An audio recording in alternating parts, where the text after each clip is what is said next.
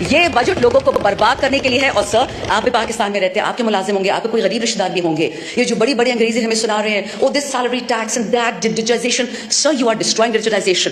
آپ کمپیوٹرز پہ ٹیکسز لگا رہے ہیں, کتابوں پہ, ہارٹ اسٹینٹس پہ, چیریٹی ہاسپٹل جس پہ 50 سے زیادہ بیڈ ہوں, آپ نے فارماسیوٹیکلس کی 18% شرح بڑھا دیا, را مٹیریل کی 18% اس اسپتال پہ ٹیکس ڈال دیا ہے. لیکن جو مالداروں کے ہاسپٹلز ہیں سر, وہ تو لندن میں ہے.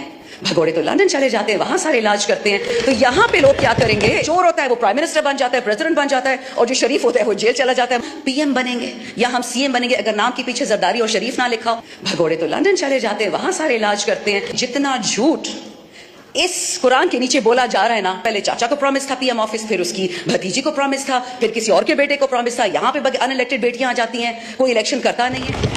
جناب اسپیکر, آپ نے اگر میری لاسٹ, کیونکہ 3 ہی میری بجٹ سپیچز تھی, پھر تو ہم فارغ ہو گئے, جو میری 3 بجٹ سپیچز تھی, میں نے کبھی بھی اس میں پیپل یا نون کو نہیں ڈانٹا تھا, اپنی حکومت کو پکڑتی تھی میں, اور آج بھی میں یہی کروں گی. ہم جب چھوڑ کے جا رہے تھے کٹی میں 17 ارب ڈالر, 21 ارب ڈالر ہم نے قرضوں میں دے دیا. 32 بلین پاکستان کی ہسٹری پہلی دفعہ ریمیٹنسز آئیں. 36 بلین آپ کا پہلی دفعہ ایکسپورٹ ہوا. 6% آپ کا گروتھ ریٹ تھا. کووڈ کے باوجود گلوب کہتا تھا, نیوز ویک اور پولیٹیکل جو سائنٹسٹ, جو بڑے بڑے اشتہاری اخبارات ہیں, اس میں تو ہمارا کچھ لینا دینا ہی نہیں.